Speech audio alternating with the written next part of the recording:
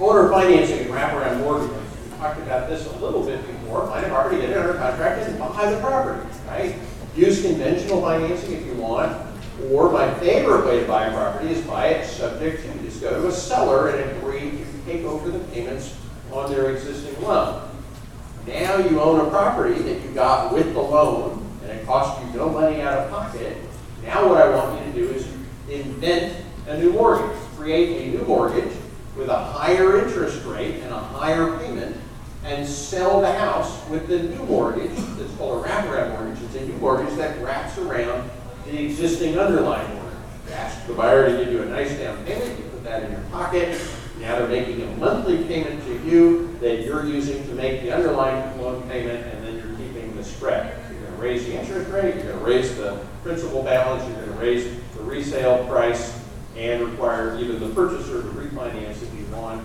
In the short term, you get to pocket that down payment, you get to pocket the cash flow, the difference between the $1,000 a month payment on the underlying loan that you took subject to, and the $1,200 a month payment that you sold the property with when you sold it with seller financing.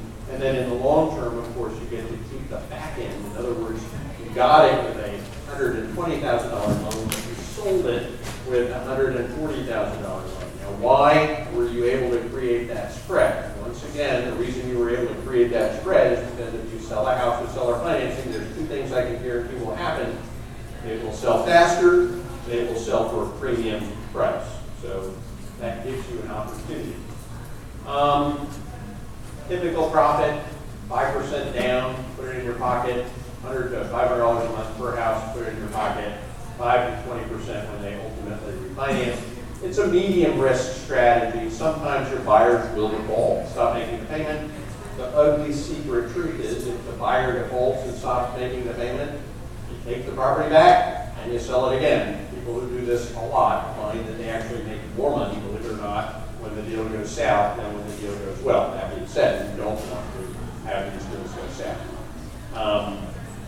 This strategy will typically sell a home right faster and for premium price.